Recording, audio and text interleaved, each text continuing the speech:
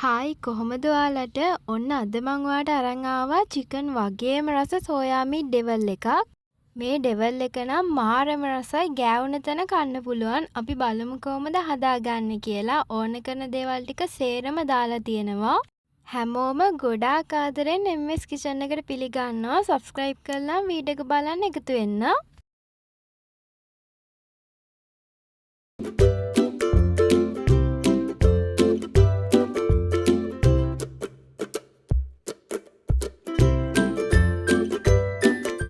Soya meet ටික මුලින්ම තම්බලා අරගන්න. මං තම්බලා තියෙන්නේ.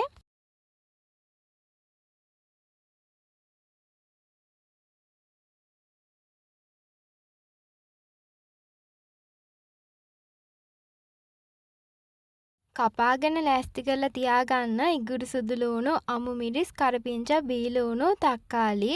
ඔයා කැමති වර්ගකින් සෝයා මීට් පැකට් එකක් අරගන්න පුළුවන්. එහෙනම් අපි දැන් යමු ඩෙවල් එක හදාගන්න. ලිපේ තියාගන්න භාජනයක් අරගෙන පොල් තෙල් දාලා තෙල් එක රත් වුණාට පස්සේ කොටාගත් ඉගුරු සුදු ලූණු, කරපිංචා, බී ලූණු, අමු මිරිස් ටික දාගන්න. තක්කාලි දැම්ම දාන්නේ නැහැ. තක්කාලි පස්සේ දාගන්නේ, වෙනම තියාගන්න.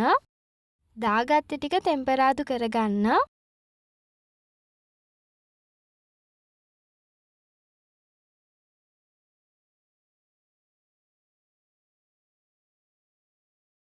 දැන් සෝයා මීට් ටිකක් දාලා බෙදෙන්න දෙන්න.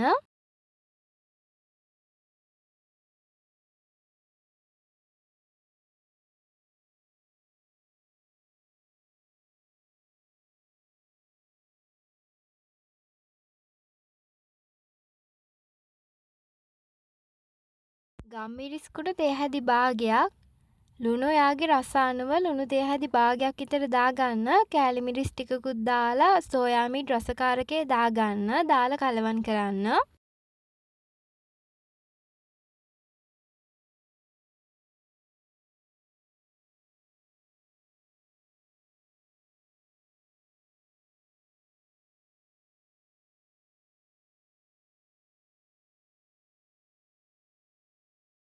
මං කලින් කිව්වනේ තක්කාලි පස්සේ දාගන්න ඕනේ කියලා. මේ වෙලාවේදී තමයි තක්කාලි දාන්නේ. තක්කාලි දාලා කලවම් කරන්න.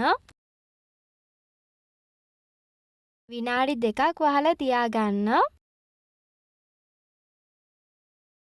විනාඩි 2කට පස්සේ දාගන්න තියෙන්නේ තක්කාලි සෝස්. තක්කාලි සෝස් ටිකත් මං දැන් දාගන්නවා.